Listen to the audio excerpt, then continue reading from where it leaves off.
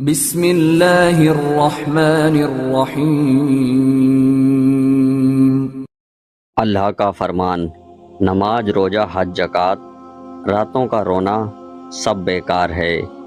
واقعہ مکمل سنیں اور ہمارے چینل کو سبسکرائب کریں۔ ہماری دعا کبھی قبول نہیں ہوگی، چاہے رمضان میں، لیلۃ القدر میں، قرآن کی تلاوت میں رو رو کر مر جائیں گے، جب تک ان باتوں پر عمل نہ کر لو۔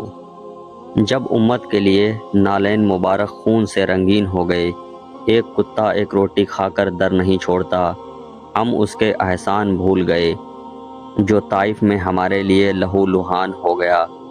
زمین رونے لگی۔ دوستوں، حدیث سنا رہا ہوں، غور سے سنیں۔ زمین رو پڑی، طائف کے پہاڑ رو پڑے۔ جب انہوں نے حضور صلی اللہ علیہ وسلم کو پتھر پڑتے دیکھا، اللہ بھی دیکھ رہا ہے، ایسی محبوب ہستی، ایسی مقدس ہستی، کہاں سے ان الفاظ کو لاؤں ان کی ذات کو بیان کرنے کے لیے؟ میں تو چھوٹا سا ادنا سا انسان ہوں، میرے پاس تو کچھ نہیں۔ آپ نے امت کے لیے پیٹ پر پتھر باندھے، پیبند لگے کپڑے پہنے، 3-4 دن گھر میں کچھ کھانے کو نہیں، 2 مہینے چولہا نہیں جلتا، اور اس کے باوجود اپنی امت کے لیے ساری رات رو رہے ہیں اور اپنی امت کے لیے گڑ گڑا رہے ہیں۔ اور حضرت عائشہ صدیقہ رضی اللہ تعالی عنہا فرماتی ہیں کہ مجھے چھوڑ کر مصلی پر تشریف لے جاتے، ایک رات میرے پاس تشریف لائے اور چپکے سے واپس چلے گئے، تو مجھے خیال آیا کہ مجھے چھوڑ کر کسی اور بیوی کے پاس چلے گئے۔ مجھے غیرت آئی، میں پیچھے چلی تو آپ صلی اللہ علیہ وسلم احد کی طرف جا رہے ہیں اور جنت البقیع کی طرف جا رہے ہیں۔ جنت البقیع میں جا کر دعائیں مانگ رہے ہیں اور پیچھے کھڑی میں ہوں۔ جب دعا سے فارغ ہو کر پیچھے دیکھا تو فرمایا، اے عائشہ، تم یہاں کیسے؟ میں نے کہا، یا رسول اللہ صلی اللہ علیہ وسلم، مجھے خیال آیا کہ آپ مجھے چھوڑ کر کسی اور بیوی کے پاس چلے گئے۔ تو فرمایا، اے عائشہ، نبی بن کر کوئی خیانت نہیں کرتا، میں تو اپنی امت کے لیے دعا کرنے آیا تھا، موت کے وقت کی امت کی فکر ہے۔ میرے بھائیوں، جو اتنی وفائیں کر گیا کہ موت پر بھی امت کو یاد کیا۔ موت کا پیغام آیا، اجرائیل علیہ السلام نے دستک دی۔ جبرائیل علیہ السلام اندر آتے ہیں، یا رسول اللہ صلی اللہ علیہ وسلم، اجرائیل اندر آ جائے، اجازت ہو تو اندر آ جائے۔ کہا، ہاں آ جائے۔ اندر آئے۔ یا رسول اللہ صلی اللہ علیہ وسلم، جب سے مجھے موت کا کام ملا ہے، میں کسی سے اجازت نہیں لی، آئندہ کسی سے نہیں لوں گا۔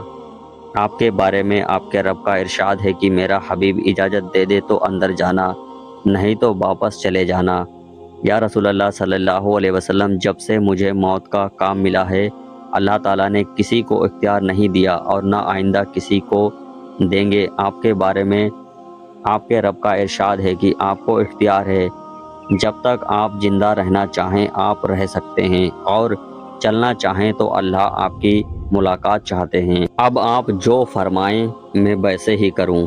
آپ صلی اللہ علیہ وسلم نے جبرائیل علیہ السلام سے فرمایا، جاؤ میرے رب سے پوچھ کر آؤ کہ میرے بعد میری امت کے ساتھ کیا کرے گا، میں پھر جواب دوں گا۔